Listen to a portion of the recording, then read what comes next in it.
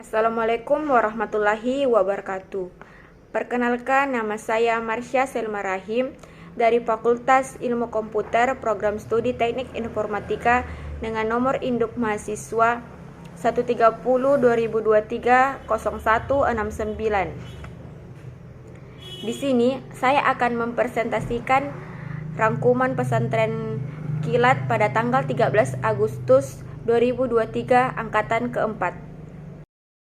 Materi pertama, wawasan kebangsaan dan ketahanan nasional dalam pencegahan narkoba oleh Bapak AKBP Sakaria Sak, SE MH Kasubdit 3 Resar Narkoba Polda Sulawesi Selatan.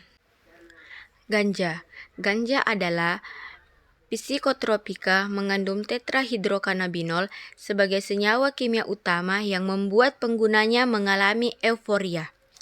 Adapun gejala ganja yaitu mudah marah, cemas berlebihan, murung, dan tegang. Adapun dampak dari ganja yaitu motivasi rendah, depresi dan paranoid, sulit konsentrasi, dan gerakan lambat. Berikutnya ekstasi. Adapun gejala dari ekstasi yaitu rasa cemas berlebihan, depresi, paranoid, kehilangan sensitivitas, kurang akal sehat, dan kesadaran berkurang. Adapun dampak dari ekstasi yaitu tidak mampu untuk berpikir, melihat, dan menyelaraskan fungsi tubuh, kehilangan ingatan dalam jangka waktu yang lama, menggigil, berkeringat, dan muntah, dan kerusakan ginjal. Berikutnya, klasifikasi pelaku tindak pidana narkoba. Produsen yaitu apabila tersangka ditangkap sedang produksi atau membuat narkotika termasuk kultivasi penanaman. Bandar apabila tersangka ditangkap sedang produksi atau menguasai narkotika dalam jumlah besar sebagai pemilik modal. Pengedar apabila seseorang ditangkap dengan teknik undercover buy dengan mengedarkan narkotika atau merupakan hasil perkembangan dari tersangka lain dengan menyatakan yang bersangkutan ikut serta dalam peredaran tersebut. Pengguna bila mana tersangka ditangkap sedang menggunakan narkotika dibuktikan dengan hasil tes urin positif dan atau barang bukti padanya dalam jumlah pemakaian sehari sesuai SEMA 04 tahun 2010. Berikutnya kegiatan preemptif. 1. Bangunan sinergi dan kolaborasi. 2. Pembentukan kampung tangguh anti narkoba. 3. Deklarasi kampung tangguh bersinar. 4. Fokus grup diskusi tentang restoratif justice. 5. Deklarasi sekolah tangguh bersinar. Pasal 55 UU RI nomor 35 tahun 2009. Yang pertama, orang tua atau wali dari pecandu narkotika yang belum cukup umur wajib melaporkan kepada pusat kesehatan masyarakat, rumah sakit, dan lembaga rehabilitasi medis dan rehabilitasi sosial yang ditunjukkan oleh pemerintah untuk mendapatkan pengobatan dan perawatan melalui rehabilitasi medis dan rehabilitasi sosial. Yang kedua, pecandu narkotika yang sudah cukup umur wajib melaporkan diri atau dilaporkan oleh keluarganya kepada pusat kesehatan masyarakat, rumah sakit, dan lembaga rehabilitasi medis dan rehabilitasi sosial yang ditunjuk oleh pemerintah untuk mendapatkan pengobatan dan perawatan melalui rehabilitasi medis dan rehabilitasi sosial. Yang ketiga, ketentuan mengenai pelaksanaan wajib lapor sebagaimana dimaksud pada ayat 1 dan ayat 2 diatur dengan peraturan pemerintah. Berikutnya, peran serta masyarakat dalam pemberantas narkoba sesuai UU RI nomor 35 tahun 2009. Yang pertama, pasal 104. Masyarakat mempunyai kesempatan yang seluas-luasnya untuk berperan serta membantu pencegahan dan pemberantasan penyalahgunaan dan peredaran gelap narkotika dan prekursor narkotika. Yang kedua, pasal 105. Masyarakat mempunyai hak dan tanggung jawab dalam upaya pencegahan dan pemberantasan penyalahgunaan dan peredaran gelap narkotika dan prekursor narkotika. Yang ketiga, Pasal 109. Pemerintah memberikan penghargaan kepada penegak hukum dan masyarakat yang telah bekerja dalam upaya P4GN. Aringeraki jagai aleta si bawa wijata poleribayana narkobae. Artinya, mengingat ki jaga dirita sama anak tak dari bahaya narkoba. Materi kedua, strategi perguruan tinggi dalam mempersiapkan SDM berkarakter menuju Smart University. Oleh Bapak Profesor Dr. Haji Salim Basalama, SE MSI, Wakil Rektor 2 Universitas Muslim Indonesia. Karakter atau akhlak mulia merupakan sebuah yang dihasilkan dari proses penyerapan syariah ibadah yang muamalah yang dilandasi oleh pondasi akidah yang kokoh. Ibarat bangunan, karakter atau akhlak merupakan kesempurnaan dari bangunan tersebut setelah pondasi dan bangunannya kuat. Selanjutnya, desain SDM UMI berkarakter di masa depan. Yang pertama, 1 titik karakter moral, iman, takwa, jujur, dan rendah hati. Yang kedua, karakter kinerja, kerja keras, ulet, tangguh, dan tak mudah menyerah dan tuntas. Yang ketiga, kompetensi yaitu berpikir kritis, kreatif, komunikatif, dan kolaboratif. Yang keempat, literasi teknologi informasi, Internet of Deep, Big Data, Artificial Intelligence. Selanjutnya, kerja keras. Kerja keras adalah sebuah pekerjaan diselesaikan dengan baik dan tepat waktu, tidak mudah putus asa, dan tidak mudah menyerah dalam menghadapi masalah.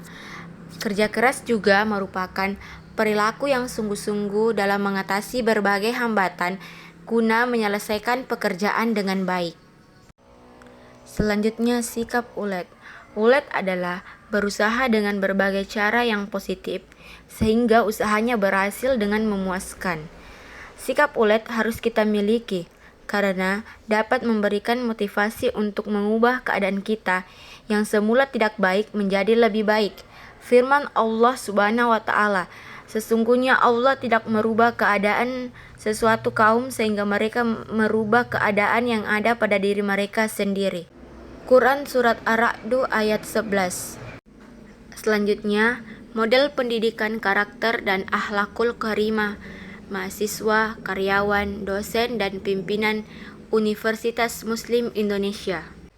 Yang pertama, model pendidikan karakter dan akhlakul karimah mahasiswa, karyawan, dosen, dan pimpinan UMI dalam bentuk pencerahan kalbu di pesantren Darul Mukhlisin Padang Lampe, Pangkep sebagai program unggulan UMI mengintegrasikan pencerahan intelektual dan pencerdasan spiritual.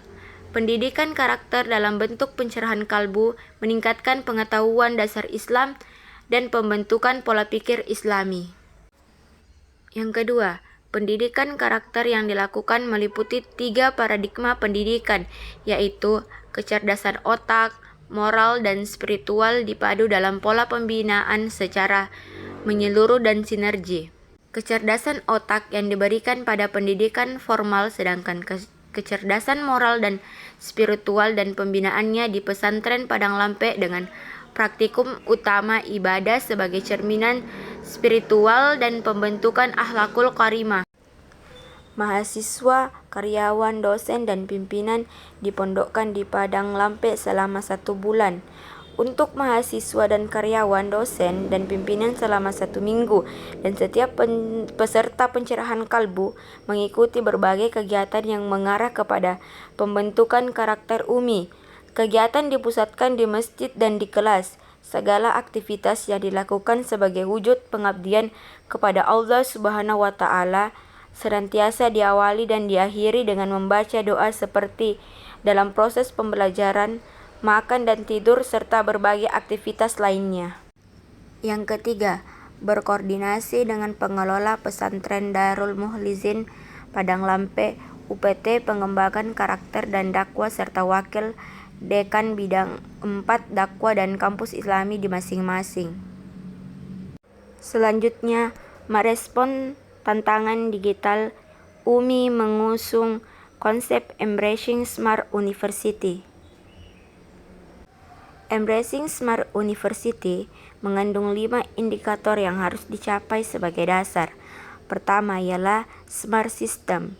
Ini berkaitan bagaimana menciptakan sistem pendidikan yang terbaik, salah satunya untuk menghasilkan iuran berdaya saing. Kemudian, Smart Infrastruktur berhubungan tentang membangun sarana dan prasarana terintegrasi dan mumpuni dalam menunjang sistem pendidikan. Lalu ada Smart Governance and Policy, yakni bagaimana mengelola kampus agar memiliki tata kelola dan transparan dengan standar operasional, prosedur, dan terkontrol. Selanjutnya adalah Smart People. Hal tersebut berhubungan dengan bagaimana menciptakan sumber daya manusia UMI yang berilmu amalia, beramal ilmiah, dan berakhlakul karimah, serta berdaya saling tinggi. Dan yang terakhir ialah Smart Culture and Islamic Character, berkaitan dengan budaya dan karakter dalam lingkup kampus yang sejalan dengan prinsip keumian, dengan metode utama adalah pendidikan karakter atau pencerahan kalbu berbasis pesantren. Materi ketiga, komitmen keumian sebagai landasan untuk membangun karakter, oleh Bapak Profesor Dr. Mansyur Ramli, yaitu Ketua Dewan Profesor UMI. Selanjutnya, UMI sebagai kampus Islam. Di samping ialah gambar piagam Universitas Muslim Indonesia pada hari ini tanggal 22 Syawal 1373 Hijriah sampai 23 Juni 1954 jam 20.00 telah dibuka dengan resmi Universitas Muslim Indonesia di atas suatu asas piagam dengan Fakultas Ilmu Pengetahuan Islam dan Ilmu Masyarakat sebagai fakultas yang pertama, dan menyusul kemudian fakultas-fakultas lainnya, dengan disaksikan oleh Inspektur Pendidikan Agama Wilayah 8, Wakil Menteri PP dan K, Gubernur Sulawesi, Wali Kota Makassar, Kepala-Kepala Jabatan Kementerian, Guru-Guru Besar Universitas Indonesia, Wakil-Wakil Organisasi, Pers dan Radio, dan oleh beberapa konsul negara-negara Barat dan Timur. Maka dengan ini kami nyatakan UMI dibuka.